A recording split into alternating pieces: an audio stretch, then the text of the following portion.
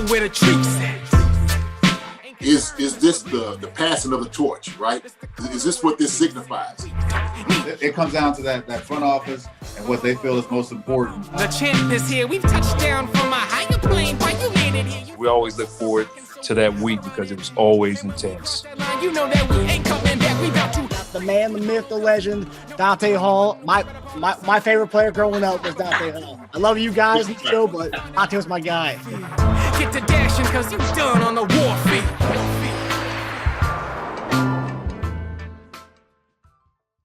This episode of Chief Concerns is brought to you by BetOnline.AG. BetOnline remains your number one source for all your college basketball betting this season. Get analysis of every play, prop, and point at BetOnline. You'll find the latest odds, bracket contests, team matchups, and game trends at BetOnline. Updated odds for everything from live games, the conference championships, right through the Final Four and championship game. BetOnline is your college basketball headquarters this season. Head to the website today or use your mobile device to sign up and receive your 50% welcome bonus on your first deposit.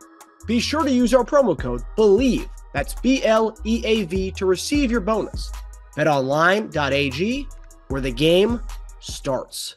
Hey guys, welcome back to another episode of Chief Concerns. I'm Marcus Dash here with legendary tight end Justyn Dunn. I know we didn't get you guys to our normal Thursday morning or afternoon show, but JD's on spring break right now, so we found a time to knock out an episode for you guys. So it's Chief Concerns After Dark. It's 12:24 here on the East Coast. So Friday, April 7th right now. So JD and I are getting together. JD, how you doing, buddy? How's the trip? It's been beautiful. It's been absolutely beautiful. So in an undisclosed location, but now actually enjoying this beautiful weather down here in Florida. Came down, able to see some friends. Got to go visit, a couple of parks. Get out there on the beach, get in the water. It's been a nice time, man. But I love, you know what? I actually love that when he was talking about the late night. We need to have like a late night type of vibe here. You know what I'm saying? Like a little show that we do, like late night. I kind of like that little spin on it, man. It's pretty good. I think during the season we could probably bust out little Chief Concerns After Dark kind of stuff with some of our viewers and our listeners. Oh yeah, I think we could do it, man. I somehow it tells me that the Chiefs Kingdom's like me. People are up late at night. I'm one of those, man. I'm a night owl. I love just the quietness of the night, just to be able to reflect, get into your thoughts and whatnot.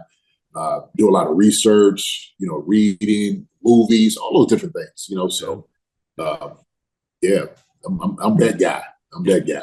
You and I are a lot alike when it comes to that, because I know a lot of people who like to get up early in the morning because they feel like they're getting their day started before everybody else. They're up before everyone, and I feel like that's the same kind of thing that at least I feel like at night when it's like 1 o'clock in the morning or 2 in the morning. I'm the only one up. I'm doing research, tweeting about stuff, watching movies or whatever. I feel like I'm getting a lot done where other people are, sleeping. I'm like doing that. Yeah. But I guess it's the opposite of the people who wake up early. Well, what is that? It's they have the saying about, well, who's the one? It's either early bird catching the worm, or the one is when you're sleeping, everybody else is working, right? So it's either one of those sayings that you can use it. So the early bird people get up early, say, yeah, the early bird catches the worm. To us, hey, when you sleeping, we are working. Yeah. That's what we're doing. Getting it in, baby. So now this is good. This is good. Now, I like it, man, because, to me, like I said before, it's just so much focus, at least for me. Like you said, everybody's sleeping, it's the quiet that I love to just absorb. You know what I'm saying? Mm. So also, too, man, if you're watching the show, you ain't got to be bothered by anybody. Halfway somebody's on their phone or doing other things, man, just at peace. At peace. Watch it. And it's true, too, as far as if you're watching a TV show and you're getting hooked in on it, at least you're doing it at midnight or 1 a.m. At least sometimes I've started shows where it's like 5 or 6 and it's light outside still. I'm like, dude, what am I doing? I need to be outside right now. Yeah, that's for sure. But we got a packed show for you guys today. We also, of course, have the giveaway. I know we promised you guys April 6th, or April 7th, but it'll be you guys will see it on tomorrow's show or today's show later on. So we'll have the drawing at the end of the episode. You obviously you can maybe fast forward to the end of it if you want to, but we got some good topics here, so I think you want to stay tuned and then get to the end with us. But before we dive in, JD, it's it's the all season, so sometimes there's not a lot going on, but with Chiefs Kingdom, there's always is. I remember last year after the Tyreek Hill trade, Tyreek had the whole podcast episode where he said Tua was better than Pat, or was more accurate than Pat. But Tyreek's making the radio rounds in Kansas City, and he said the quote, Chiefs Kingdom, when the Miami Dolphins come to Arrowhead Stadium this year, guess what we're going to do? I hate to say it. I hate to throw up the peace sign against y'all. I hate to do it, but guess what? I'm going to be y'all worst enemy that day. I'm going to be y'all worst enemy that day. So then Chris Jones said a quote tweeted that said, may God bless him. And then Tyreek I think they just had a funny banter, but a lot of Chief fans, I think, don't realize it was a joke that there's, more teammates. And then Tyreek Hill quote tweeted that saying, he has blessed me, but I'm going to crack block you too little. And then Chris Jones said the only peace sign he thrown up is walking to the bus after the game. And then Tyreek Hill had another quote tweet saying, I think it was like a monkey, like eating like a really chubby one, who said, this is Chris Jones in the offseason. And then Chris Jones quote tweeted and said, that's funny as hell or something like that. So they're obviously having fun with each other. But what do you make? I guess the big thing for me is when I hear Tyreek Hill talk about the Chiefs, it's like, it's been a year already, and like it's still like acting like it's a fresh thing. It's like I don't get it. At this point, wouldn't it be like, okay, like I don't remember Iverson talking about the Sixers the year after he traded them to the Nuggets. It was kind of done at that point. He wasn't talking about his former team anymore. I don't know. What do you make of Tyreek Hill continuing to talk about the Chiefs in that way? I mean, I know it's fun banter and stuff, but I just feel like it's a lot of Chief talk coming from Tyreek Hill still. I mean, listen, he loves the guys in Kansas City. That's all his brothers. That's all his boys. And so, these are guys that he was able to be successful on the field. He went to battle with these guys.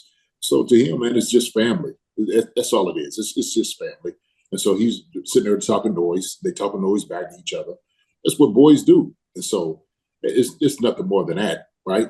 But he's supposed to be talking noise. If he's coming in, he's confident with what he can do out there on the field. So regardless of when you get out there on the football field, you ain't friends. You ain't friends when you're out there. But right now, you can talk all the smack you want to talk. This is what you're supposed to do. So I don't care if it's dominoes or if you're playing spades, basketball, right? Badminton or tiddlywinks. I don't care what it is. You with your boy, right? Your boy knows who you are. You're going to be talking cash-ish to these guys, right? That's what it is. So I don't see it as being anything more than that. So it's all in fun. It's all in jest. But, the thing is, Tyreek likes doing that. You know what I'm saying? And that's okay. To me, it's whatever. It's cool. Hey, look, here's the deal. Tyreek did a lot in Kansas City, and we love him for it. You know what I'm saying? We love him for it. The guys love him for it. And so that bond with them guys is never going to be broken. Not at all. So regardless, he go play for this team or that team, he knows where his home is, where he started was Kansas City. Yeah, no, I agree. I think a lot of Chiefs fans are really butthurt by the comments. Like, wow, how could he say such a thing? He needs to stop. He needs to stop talking about us all together. It's like, I mean, he's clearly having fun, and he was doing the interview with two former Chiefs players as well, Garrett Deere and Anthony Sherman. So, like, I mean, yeah, Well, look, man, it goes back to the whole thing of, when people get invested in things. I just don't believe you need to hate a guy because he's not playing for the team anymore, really. Yeah. And so. We just know people do definitely get invested emotionally into these things. And some are still hurt. They hurt how the situation happened with Tyreek, felt like he went for the money. They have every right to feel that way. Okay. That's their prerogative to feel any way they want to feel. But the reality is, man, Tyreek, did a lot in Kansas City, brought a Super Bowl. He's one of the most dynamic players ever played and put a Chiefs uniform on. Like I said, all those boys that he came in with, still in Kansas City. So no big deal. Not for me. Yeah. Yeah, no, I thought it was funny because I feel like last 2 years it's like a Tyreek Hill, I think we made a vow to not talk about Tyreek Hill at the end of last year, but it's funny, going from podcast And then now he's making radio rounds in Kansas City too. That's the funny part. Like he's literally he was at 810 Studios doing that interview, and I thought that was funny. He's still traveling to Kansas City, and I'm sure he still has a home in Kansas City too. So, well, yeah, man, but where's he gonna get that juice from? They ain't gonna get it from Miami. He's gonna get the juice in Kansas City, right? Yeah. That's where all the dirt's gonna be. It's gonna be in Kansas City doing those things. He knows how to rile up, some of the base. Let me put it, some of the base, not all of it. I'm sure a lot more people know. Majority of people probably say, he's just picking fun. He's just doing that, being Tyreek, whatever. Just moving on from it. But there's going to be some, right, that we know is going to have something to say. Oh, man, I can't believe. Hey, man, so be it. Like you said, Tyreek, he comes back to Kansas City because that is his home. That's where he was cut his teeth in the NFL, was in Kansas City. So can't get away from that. That's reality. That's a fact, So, what's he supposed to say? He's going to be playing in Kansas City this year. It's like, well, wait, what's he supposed to say? Oh, I'm going to come in. We're gonna lose to Patrick Mahomes and Chris Jones are too good. I mean, he's got to do that. I mean, that's and the peace sign is his thing. So, like, he has to say that if he's talking about coming back to Kansas City and playing against us. Man, I'm shocked that he didn't say he was going to get 250 yards, 4 tubs. You know what I'm saying? With 2 touches. Yeah. You know what I mean? Yeah. Yeah. The peace sign was, to me, that's. Yeah, that's just his thing. It's a minimal thing. Sure. Yeah. I mean, come in, you're gonna get about 4 tubs. How about that? I guess the peace signs imply that he's gonna have a big game on you if he's running past the defense. Sure. Like that. Yeah, right. Of course.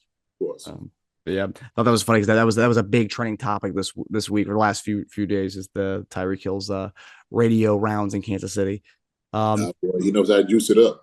Yes, he does. He really does know to get things talking. And I think he was introducing his new something called the Soul. I forgot what it was. He's introducing some new brand or something he's doing, and that's a great way to push that out. Of course, right? Market it, baby. What's better way to market something than with controversy, right? Yeah.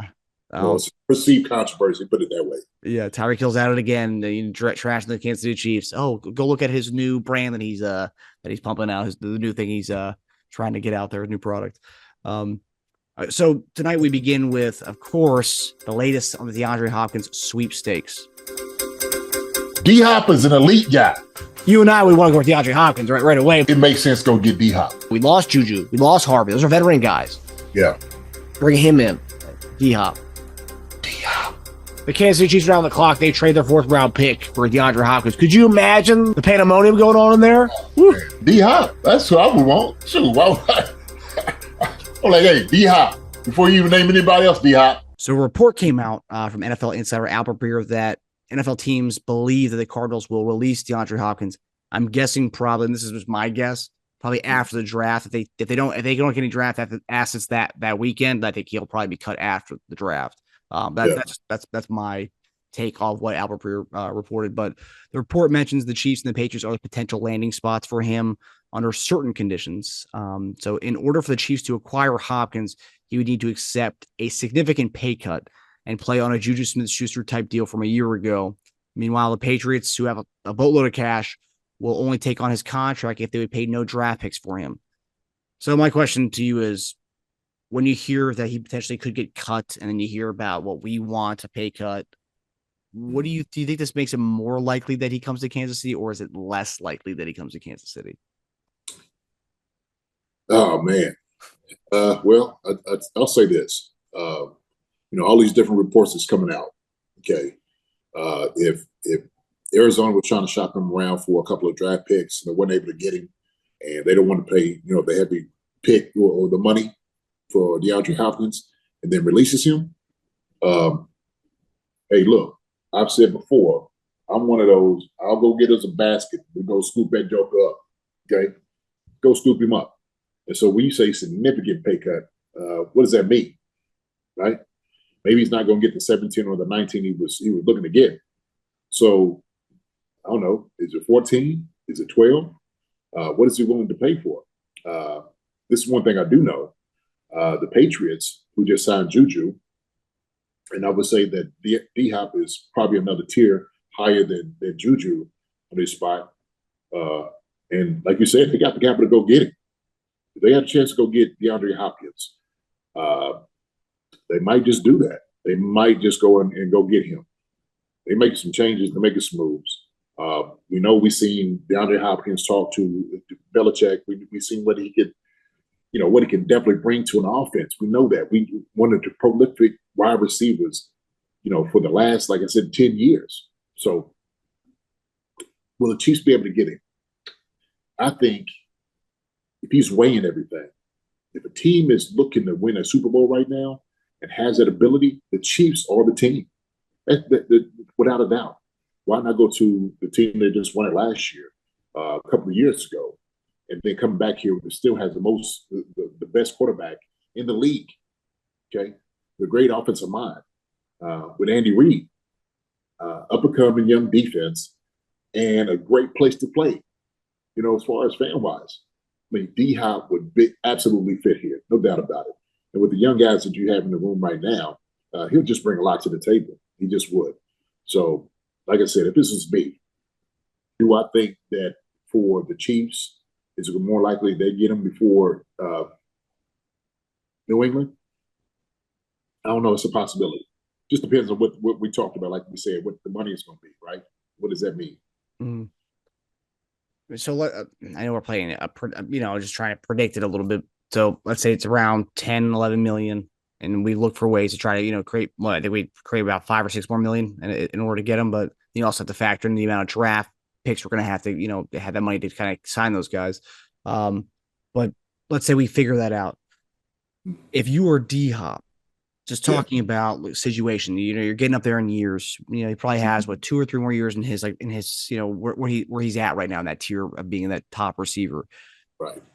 Do you want to go to New England where they have this whole? Because there's right now, apparently the reports are that New England's shopping Mac Jones, and they might want to go to Bailey Zappi.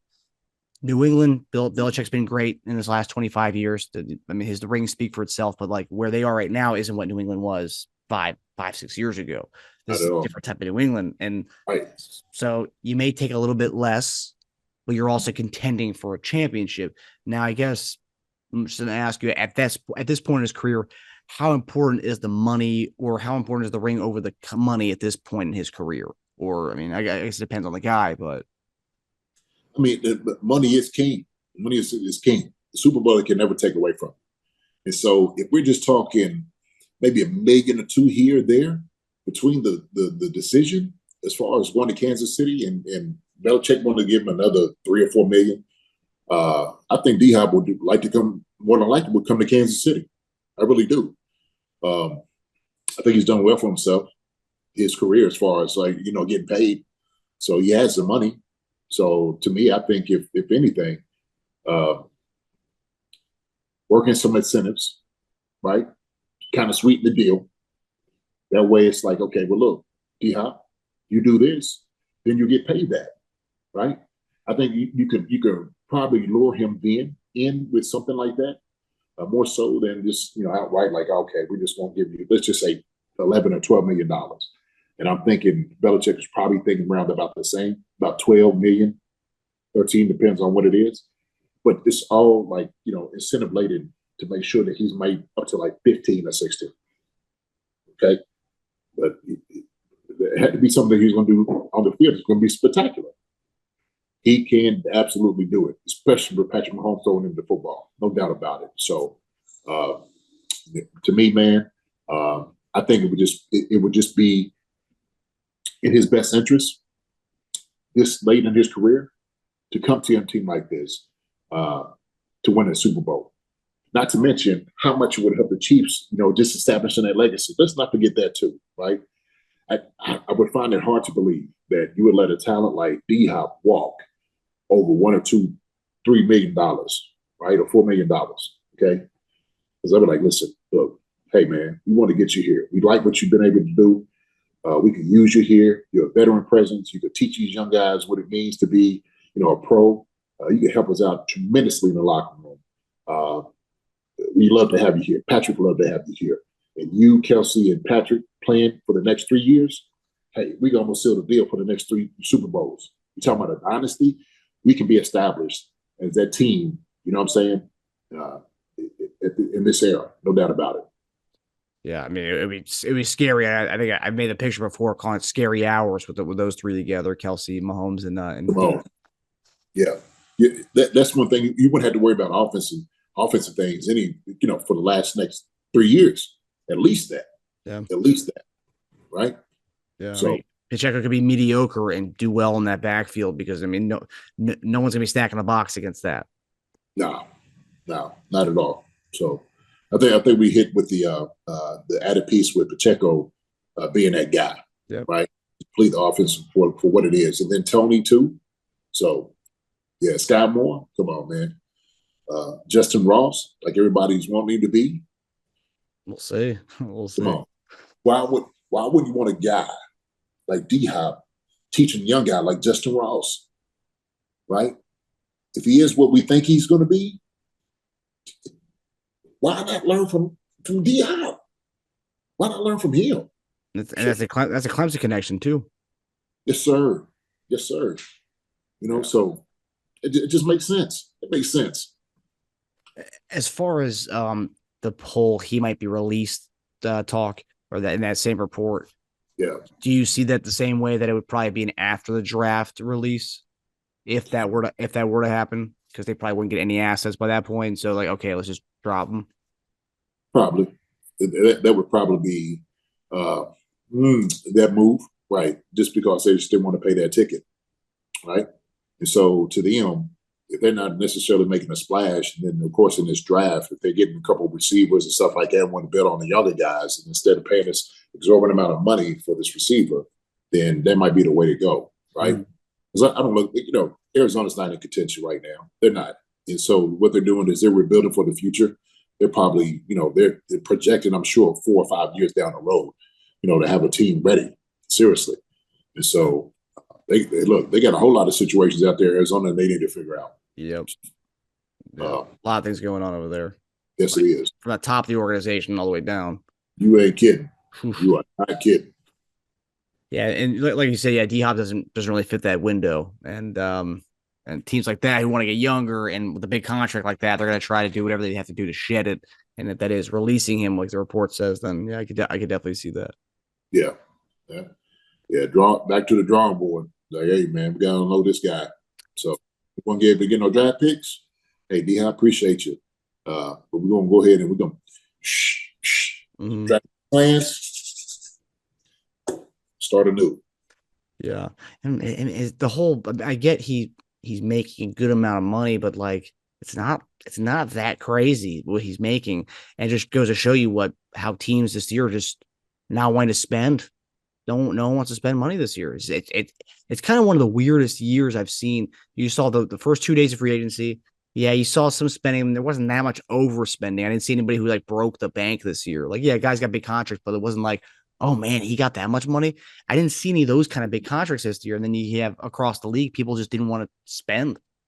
You know what? And I think you're going to start seeing this trend from here on out, not just with receivers and all these different, quarterbacks, other, other positions as well. Yeah. To me, I just think that the teams at a certain point is like, okay, wait a minute. These guys are making all this type of money for one player. And do we want to keep putting most of our eggs in one basket for this guy? So Daniel Jones thing didn't make sense to me. But somehow he talked him into it.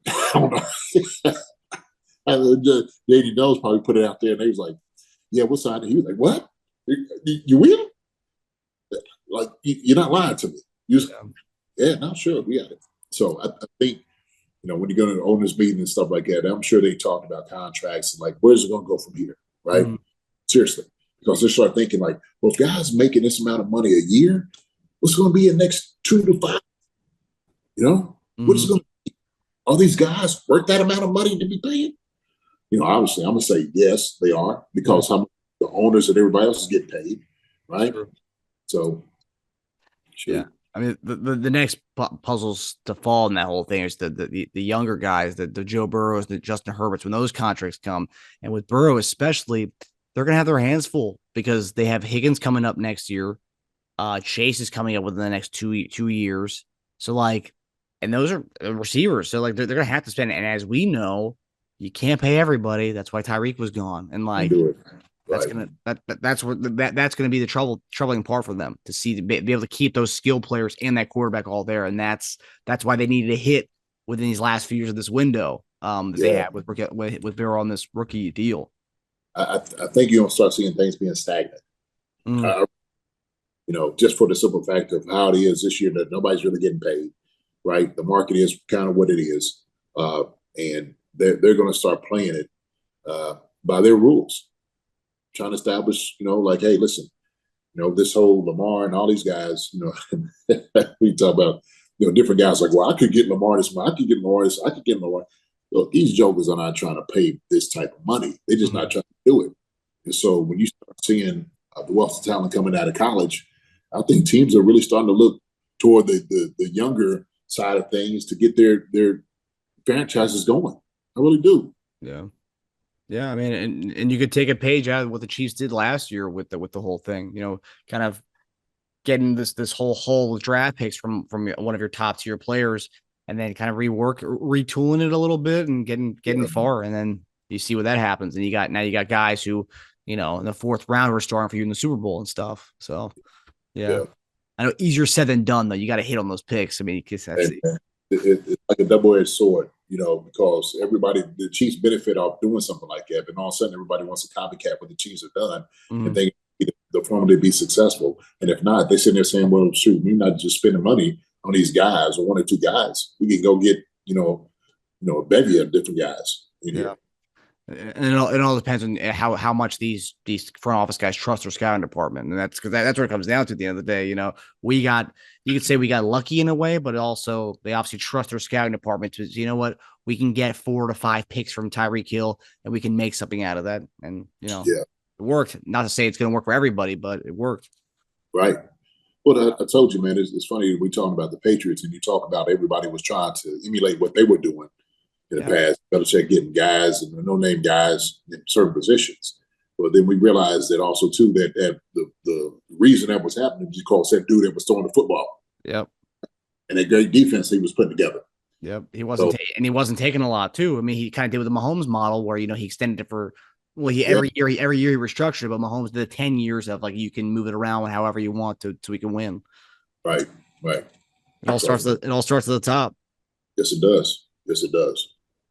So you mentioned Justyn Ross, and so this is where I'm going to go with this next one here. So last year, I remember when we had the show shortly after we had the MVS signings, the Juju signings. There was that big hoopla, Mahomes taking all the receivers down to Texas, having a good old time, doing some routes on air, working on a bunch of things, doing the workouts. That was huge. This year, it obviously worked for us well last year. We won the Super Bowl back in Texas now. Mahomes is working with MVS. Video got released of Mahomes throwing I think like a corner route to MVS. But also some other guys are there. Sky Moore, Justyn Ross, who you mentioned, there. Jerrion Ealy's there. And Emar Smith-Marset is also down there as well. Practice squad guy we signed at the end of the season to the active roster. And we signed him for a futures contract after the season.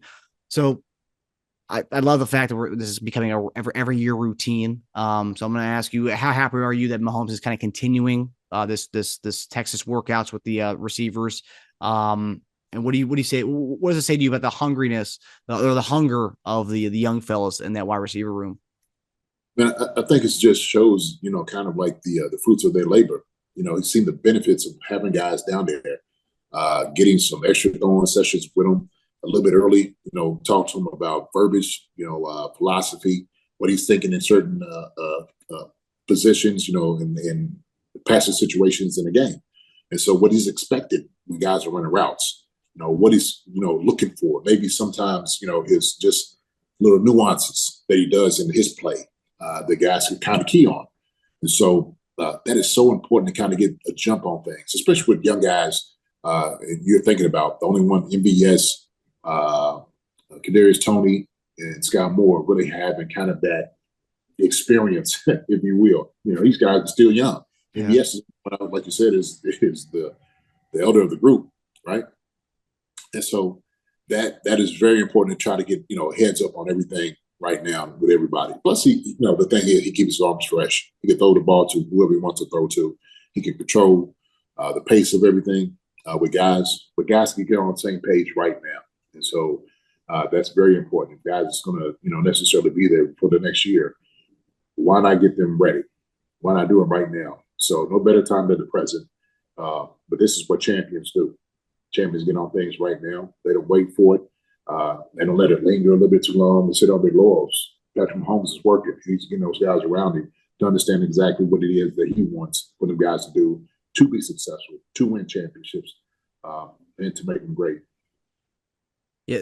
So one of the things that I've seen, a lot of people are happy this is happening. I think everyone just loves seeing Mahomes work with his guys in the offseason, and it's not team related. It's just him, him doing his own thing with the guys.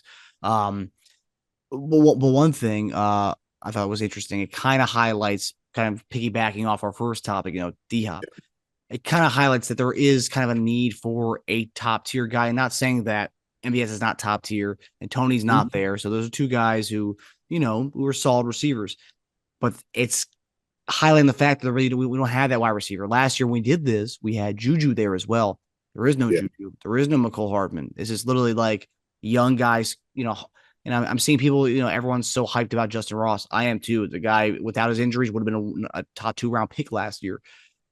But we're also banking on, like we talked about, those draft picks, those things hitting, a lot of these guys hitting and, becoming into their own. Whereas you can get a guy like D-Hop or any kind of one wide receiver like that to come in and do that. Do you feel like this kind of highlights the missing link in that receiver room? To me, it does. I think, of course, with this group that you see out here, you're going to you'll need a lot of fortune, right, with these things, right? Hopefully, Justyn Ross doesn't get hurt. Hopefully, he's able to, make the transition from when he's off the field to where he is now, and he just keeps getting better, and the growth is there. But why would you want a veteran guy that you don't have to explain everything to? And he can teach the young guys some of the things too. So McCole was that guy coming down there. Everybody was talking, McCole, he came down. McCole knew the offense. He knew exactly what Patrick wanted. And so, of course, Travis came down too. And so there were some things that, the new guys had to come, MVS, Juju had to know. But these guys played with great quarterbacks, during their time. So that was another thing. I don't see anybody like, Kadarius Toney, who he played with, at the time.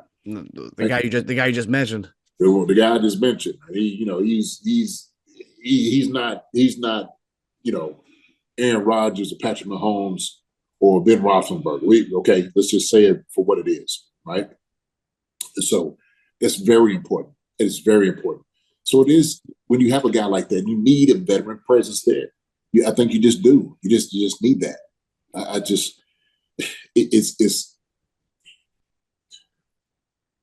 And don't get me wrong. Look, and I think sometimes people take us to saying that we don't think that the wide receiver talent in the room is good or it's good enough. I don't believe that at all. All I'm saying is, why not add to the room? Okay, something that would significantly make them a much better room than what they are right now. Right? That's what I'm saying. I think it's what we're all saying. And so, if we're sitting over here trying to politic for DeAndre Hopkins to be there, there's a reason. Why? Because he's a top-tier wide receiver in the past 10 years. Matter of fact, he'll go down to one of the top of all time when you start talking about receivers. So let's just be honest here. Because sometimes I think people start forgetting who DeAndre Hopkins is. You know what I'm saying? Yeah. Because first thing, when they start arguing the point, he's 30 years old, 31 years old. DeAndre Hopkins is a dog out there. He is an absolute animal out there in the football field. Athletically, man, come on. One of the best. Catch radius, what he can go get, definitely at the top. So that's what I'm like, man, let's be honest here about conversation, right? We can sit there and we can talk all the reasons why we shouldn't get him. I don't want to spend money on this guy because he's old and this like it. I want to go get him because he's DeAndre Hopkins. He's been DeAndre Hopkins, and I haven't seen DeAndre Hopkins slow down. Do I need to bring up again 9 games? I don't have it in front of me. 9 games, 69 catches or something like that. I don't know how many tubs. The man is phenomenal. And that's what he did last year in 9 games. Yeah. Come on. So yeah, we need to stop with this madness trying to talk him down like he ain't who he is. yeah. Well, I think what you and I have said before is that, like, we're not dogging the receiver room at all. We're not saying anything bad about it at all. We're saying we don't want to have to see Mahomes play hero ball with one leg in the playoffs, trying to make, what was the Casey Printer's line in Hard Knocks, making a chicken salad out of chicken shit. We don't want to have to see that in the AFC Championship game. We don't have to see that. Right. And not saying that we have a chicken shit. I'm just saying we don't want to have to see Mahomes. Let's make it kind of easier for him. And he learned to play last year without having a top tier receiver, but he did have 2 like middle tier guys. We don't really have that. We have MVS and a bunch of unproven guys. But that leads me to my other question, JD. So some people, last year when Hardman wasn't there for the initial videos where he was, working out with those receivers. Mm-hmm. Some people I've seen some people raising that question about why isn't Tony there? I'm sure he has a good reason for that, but could you see a reason why he's a guy who was traded mid-season. He only played a few games because he was hurt for much of the time when he came over to us. He's a guy who should probably be at these things to kind of get more of a rapport with Mahomes. What would you say? Yeah, well, we don't know what he's doing. We have no idea what he's doing. None whatsoever. He might have some other obligations he's not able to, to be there for. I'm sure he'll get there when he needs to. Everybody don't need to know what everybody's doing. It's don't. Well, he ain't there. Why are you worried about it? He'll get there. And if you're not, I'm sure Patrick will let me know, hey, listen, we're throwing down here. I'd love for you to be here. When can I get you down this way, right? And if Tony's like, hey, man, I have this other obligation, then so be it. Or if I'm doing this, but, man, I'll get there as soon as possible. Let them handle that, right? Yeah. Where's Tony at? Why? Come on, man. And I get it. We want him there, okay? Not saying he shouldn't be there. We're not going to make an excuse why he's not there. But the man has a life. Let him. He'll get there to where he needs to get to. Patrick is setting the standard, okay? And I'm sure he's making it known.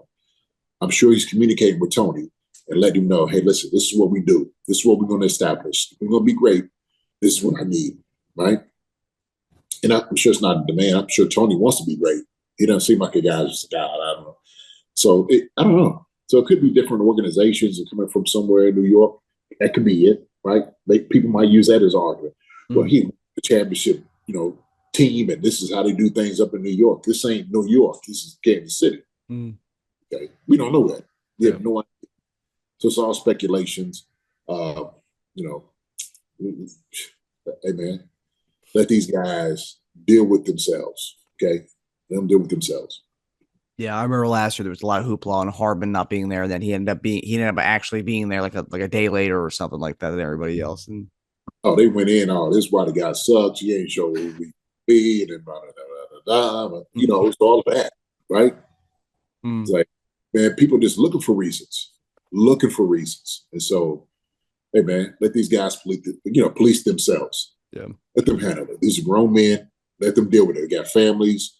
Hey, they got careers. It's their careers. Let them worry about their own careers. If he doesn't show up and he don't feel like it's a need, then that's on him, right? But until we know it for a fact, leave it alone. Yeah, it reminds me, because that's the thing. It's like, I don't think Tony's choosing not to go. I'm not saying people are saying this yet, but I feel like if there's more video clips and Tony's not there, I could see some people in Chiefs Kingdom getting really upset by it. But I will say, it's like, why would Tony not want to be there? Think about it. It's like, for me, I remember when I was in high school, math was not my thing, but I remember some of my teachers would say, hey, like on Thursday, if you stay after school, you get like 30 bonus points if you stay after and just, watch a movie or something like that and do a little assignment sheet on it. Yeah, I'm staying after to do that 30 points. I want some bonus points. Tony wants to be the lead dog. I know we talk about getting D-Hop, but Tony wants to be the lead guy in Kansas City. Of course, Tony wants to be with Patrick, getting a rapport with him, becoming boys with him. I mean, of course he wants to be there. So are we getting pushback already for it, or is this a preemptive strike that we're doing right now? I saw a few. Well, I saw a few comments. Of, where's Tony? Like, why isn't he there? Kind of thing. It Right. wasn't. It wasn't like, but I could see it being a thing because I just know how Sure, people sure. Chiefs Kingdom. Yeah, like you said, man. Listen, hey, let him get the bonus points. Let him and Patrick deal with it. If it comes to it, ask him where he is and stuff like that. Hey, man, guys, look, they communicate all the time. He's new to the team. And so just like MVS, Juju, and all those things, Patrick, he'll get all that situated. He'll get it all situated. Okay. So have no fear. Do not fret. Okay. Let Patrick Mahomes handle those guys. I'm sure he's going to do a great job. Let those guys handle and deal with Patrick Mahomes.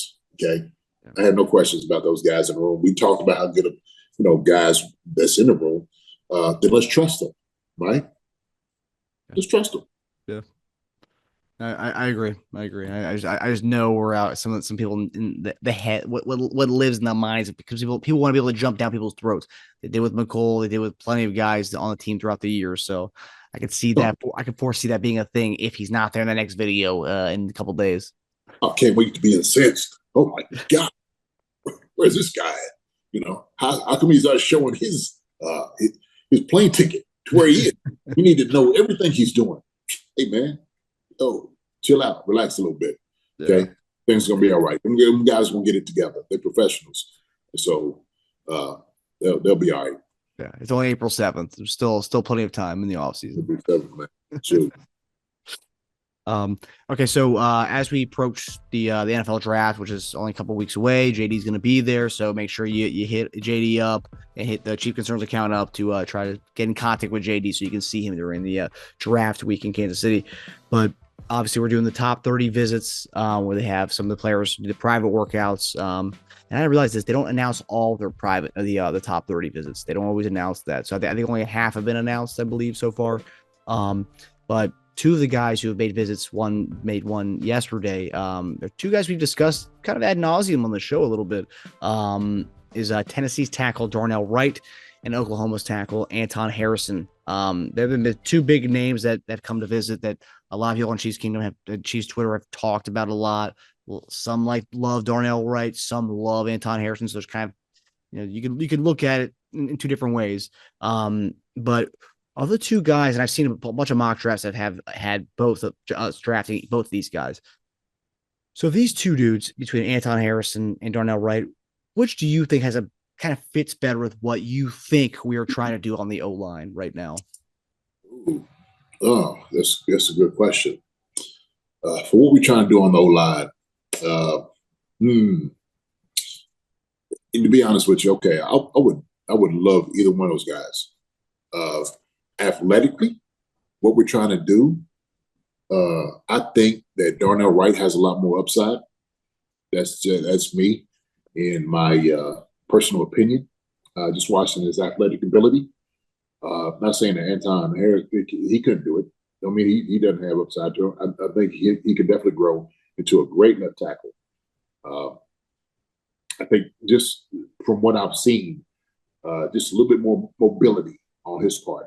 I think the run game he'll have, I think he does a great job in the passing game. I think he does. I think he swallows guys up. I think what he'll see up here is a little bit more speed. And I think we could talk about the same thing. Darnell going to the right tackle last year, but does have a left tackle background. And then when he played left tackle, he kind of gave up some sacks. He struggled a little bit, but I think his athletic ability, man, when he was sitting in his set in the left tackle, this seemed a little bit more natural to me. It did.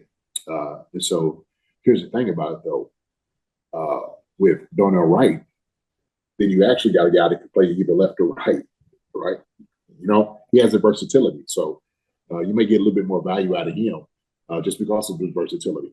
And so he's a starter in the NFL, left or right. That's a good thing about it. So that to me, just picking the two, I'd have to say Darnell, just for what we do and what he can bring and his versatility in changing it. If you wanted to change it, you could. You could change it to the other side if you wanted to. But Anton, man, I like Anton too. I like him a lot. Yeah, I think with Darnell Wright, like what you said, the versatility aspect. Juwan Taylor, we're supposedly making him a left tackle. If that's the case, you have Darnell Wright who could play right tackle. You put him at the right tackle spot, and the cool thing is you'll be playing with who's his right guard in college was Trey Smith. So like you have a full rapport on that right side. And how important is that to have kind of that rapport with that tackling guard, especially guys who play ball with each other back in the day. Now they're going to be playing in the pros. I mean, does that add to a level of that too, to have a rapport with the guy there? Oh yeah. I mean, you play with a guy before. I mean, you kind of know what he's going to do. What his weaknesses are, what he needs help in, maybe some of the whatever it may be. But it's always that the comfortability, right? Being comfortable, knowing somebody and their tendencies. Okay, is one thing. So that's that thing of just knowing somebody. Hey man, what's going? Here we are doing it again. So that's always a good thing. But I think even if he goes to left tackle and Trey's on the right guard, shoot, they'll have fun. I think it'd be a lot of fun in the meetings. I'm sure they have fun right now. But bringing him into the fold, shoot, man, they're gonna have a blast. They're gonna have a blast. Yeah, I mean, and then, like we said when we first signed Juwan Taylor, it allowed us to go get a left tackle or a guy like a Darnell Wright who's played both, to see which one he fits better in and which one Juwan fits better in. And whoever's better at whichever tackle, that one goes to that spot, the other one goes to that spot. And then you can maybe keep Juwan Taylor at left tackle, keep Darnell Wright at right, or Darnell goes to left and then Juwan stays at right tackle. Well, shoot, hey, but you think about it, okay, not even, we're talking about like Trey Smith and Darnell Wright. Wouldn't it be Anton and Creed Humphrey? That's right, yeah. Yeah, so it works for either one. Mm-hmm. We're talking about guys playing together.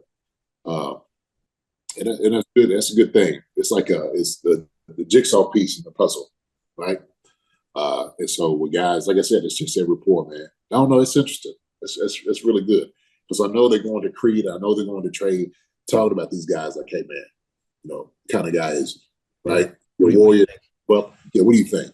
Okay, honest opinion. Okay, if this wasn't your boy, what would you say about it? Right? You know what I'm saying? So, I'm trying to be objective, but you know what though? It's promising that we see two guys come in. Now we're thinking, like we were talking before, that the Chiefs are thinking about drafting a tackle in the first round. Mm-hmm. I think that's where they're going, right? I think it's where they're going. So both of you guys are left tackle. So Juwan, like we said, we was talking about before, probably a right tackle. Okay? Yeah. And if you're looking at the receivers and different guys that's come in, these are guys that could definitely go second round. You can get these guys second round, right? So, hey, man, we on it again, Marcus. Hey, we are on it again. I know. Yeah, man. We've been talking about this thing. So, yeah, that's a great point because, I mean, if you look at the top 30 visits so far, the ones that they've announced publicly, yeah, those two are I think of maybe the highest projected guys to go, where like you said, the receivers, those are like a second and third round type guys. I don't think any of those guys are going in round one.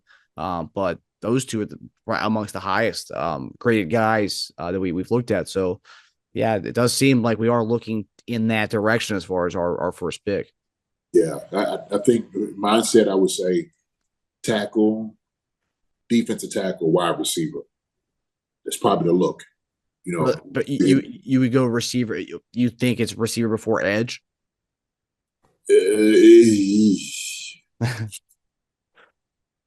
Possibly. Depends on who's there. And I think it's who's there, who's available. Because it goes into like, okay, if you don't get D-Hop and you're looking for a guy, right? But there's going to be veteran guys out there, right? We talked about we said a couple of names on here, the veteran guys that come in and they definitely fit in. Mm-hmm. So we need to do.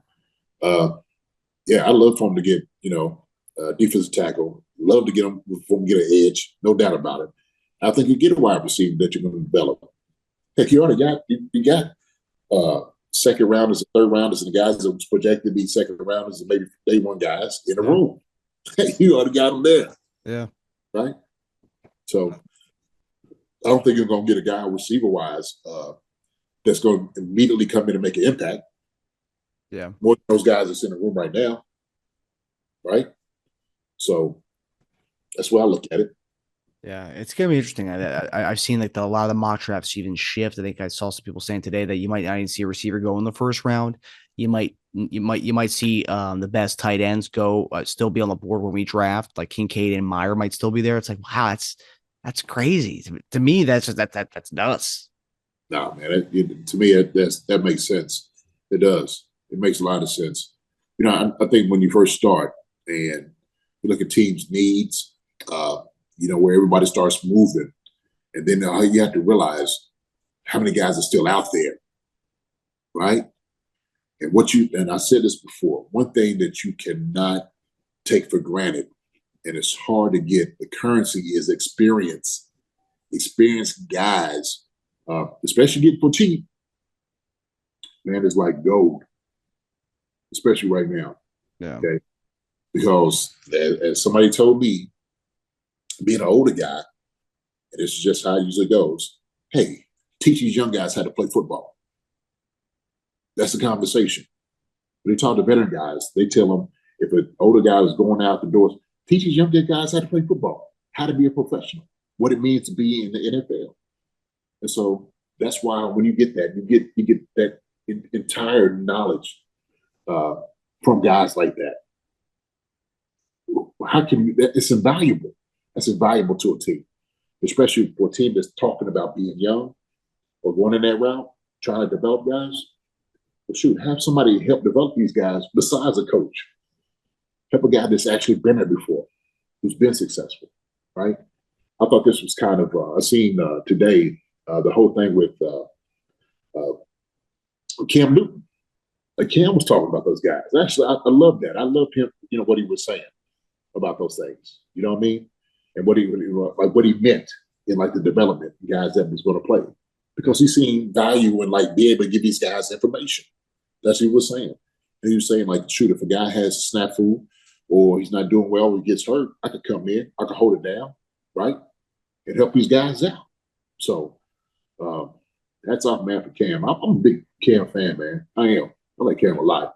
So, but to me, it made sense when he was sitting there talking about guys that he could be behind.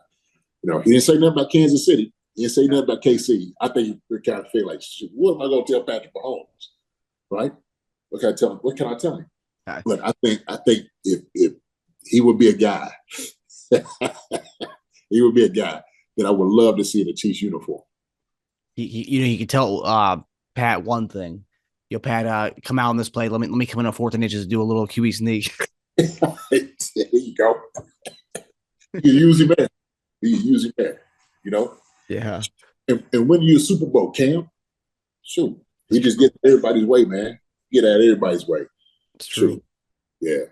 Yeah. So, Cam is one of those guys. I think it's just based on, that's the thing. Sometimes guys who had amazing careers, they play a little. They play so much where they kind of get to this like where you remember them as the last version of themselves. Like I feel like a lot of people don't remember how Cam was so good. It was like just kind of this unprecedented guy we've never seen before at the quarterback position, But then like people remember the last version of Cam they saw, which was the New England Patriot one, which was like a shell of what he was. But like he was still solid. They were still winning games. They built that whole offense around his ability. But I mean, Cam was so special. We never seen anything like that before. And yeah, Cam's I would say Cam is probably one of the more underappreciated quarterbacks of the last 20 years. I would say so. But I think with the Chiefs in itself, just kind of talking about that scenario, does his personality fit the Chiefs? That would be the only question, right? And so he has a very eccentric personality, and he didn't mind showing it and being who he is. And I love that about him. I do.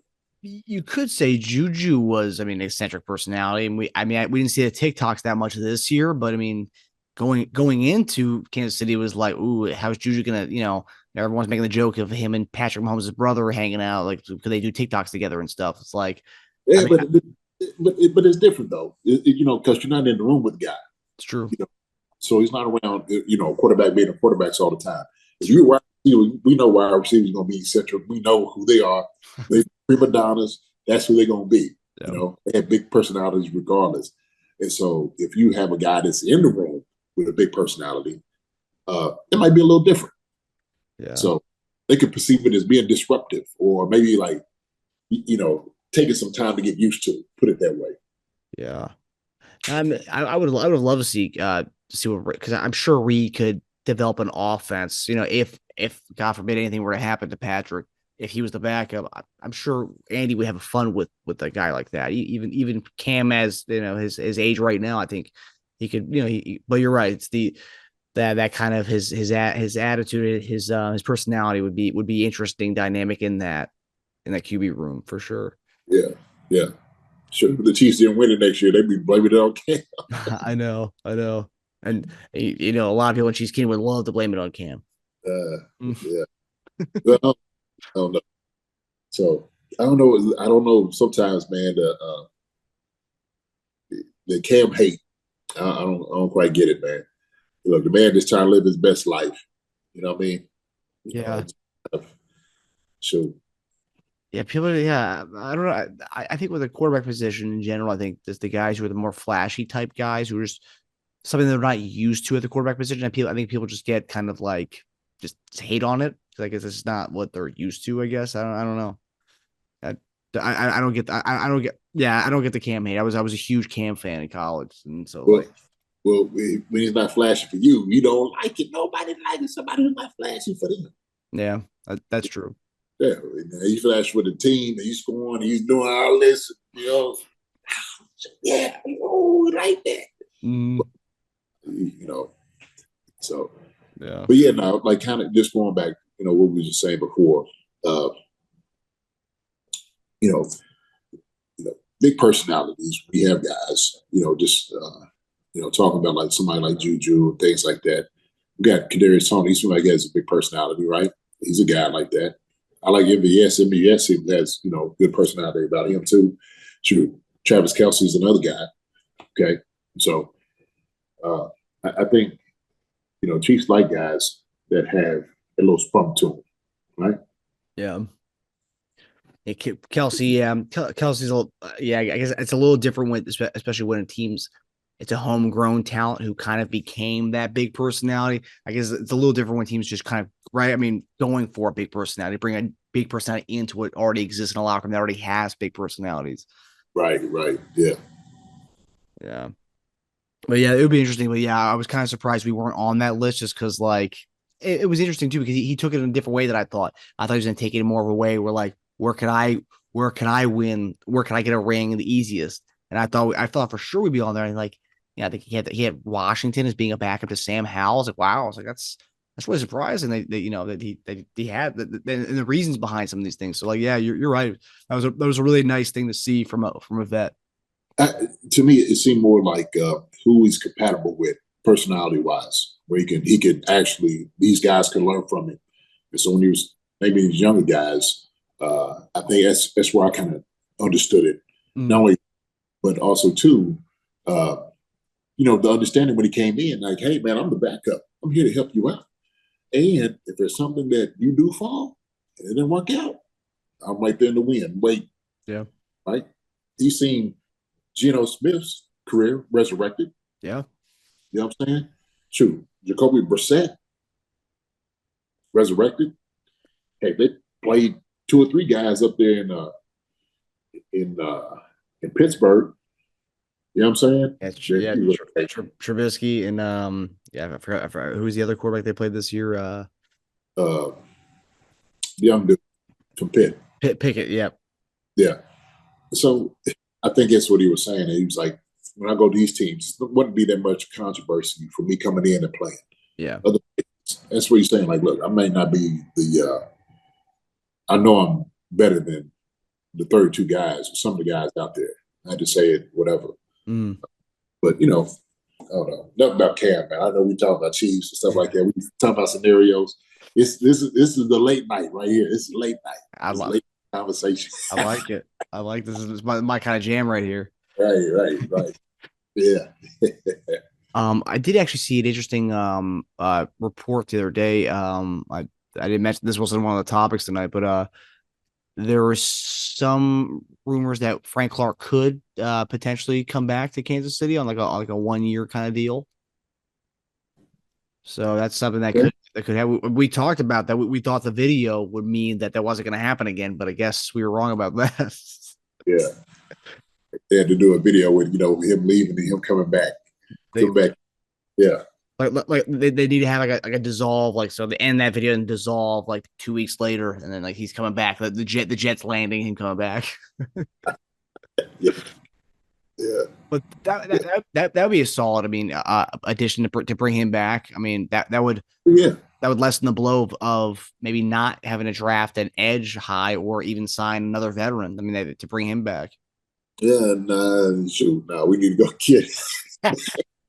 He need to go get his edge, man. A high edge somewhere. So, no, I agree. Yeah. But that's what I'm saying. That's the value of an experienced guy. Yeah, he can teach a guy like that, So, but I still think we need to go get a guy. Yeah. Right. Yeah. No, Frank, he'd be great coming back. He would be great. But another guy with him. Another guy with him. Yeah. Maybe another veteran, and then a draft pick or two with that. So him Dunlap or him and Justin Houston, and then a rook or two. Yeah. But all right, so we're gonna end the show here with the giveaway that I'm sure a lot of you guys who've been watching or listening have been waiting for, the Showtime Patrick Mahomes poster giveaway that we are giving out today. And then also we have another one that we're going to be giving out during the preseason. So in kind of the run up to the regular season. So we'll give out our first one tonight, and then we'll have a post for the next one in a couple months from now. But we're going to begin tonight. So I've taken everybody who retweeted the post and did all the, what all you were supposed to do. And I put everyone's name with my beautiful handwriting, like chicken scratch handwriting, in this hat. So everyone's all right. So you got you see the little pieces of paper right there. Yeah, we got it. Yeah. So I'm not gonna look at them. I'm gonna do a little of this. I put them all in pieces of paper that I threw them in there. So like, I got your name and I got your handle in there on Twitter. So we'll be DMing you. Congratulations tomorrow at some point. So there you go, JD. You ready for this? Ready for it. All right. Okay, so I got one here. So. Oh my gosh. Oh man. So it's none other than Johnny B13 at JB side. Johnny B. Yes, sir. Duck Races his own Johnny B side. Johnny be good. Johnny be good, man. You always celebrate that, brother. So you guys can see that. I mean, you can see JB side. You can see my beautiful handwriting. Yeah. JB. Congratulations, my brother. Congratulations, Johnny B. Yeah. That guy right there, man. I always love when we do these things and we're like, oh man, we know who that is. So that's like, it's a whole paper. I have a million papers in here. That's what I was doing, man, for the whole thing. I'm just like, it's got to be somebody I don't know, right? Shoot, here it is. So. That's good, but this shows you that we have more prizes, more things to give away. It'll be good, be great. Sure. Congratulations, Johnny B. Yeah, congrats, buddy. And as we mentioned last week's show, we've also partnered with Corey, the artist, the famous Chiefs artist. He sent me 2 options to look at as far as giveaways. So gonna look at that. Wanted to do this for Jordan Spector. To do his giveaway before moving on to our next giveaway item. So we'll have that drawing in a couple of weeks, and we'll advertise that for you guys and to see what you guys can do to get a part of that giveaway. But yeah, so JD, beautiful show, beautiful late night talk with you, buddy. As late always. Night. Yeah. So you got me want to play late night music now, like some sultry talk, We used to have a station back in the DC area.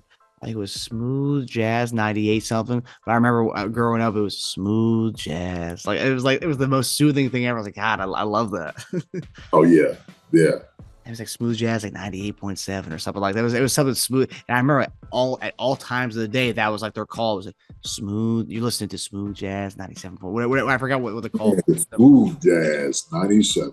Yeah. You gotta keep, voice. Little cognac beside you. Mm-hmm. But that does it for us, guys. So we'll see you guys next week. And we'll have some more good stuff for you guys, of course. As the draft fastly approaches, we're gonna have some good stuff for you guys, and maybe a guest or two for the draft, right, JD? Yes, sir. It's gonna be great. It's gonna be a wonderful time. Wonderful time. All right, JB. I will message you, JB, about details, getting your address and stuff, so we can send that off to you. But hope you guys enjoyed the episode. Sorry if we're a day late than our usual time to get it out to you guys, but we hope you guys enjoy it, and we'll see you guys next week. Hi, everybody. Thanks for watching. Subscribe here to get the latest from the show. Also, be sure to check out the best clips from Chief Concerns.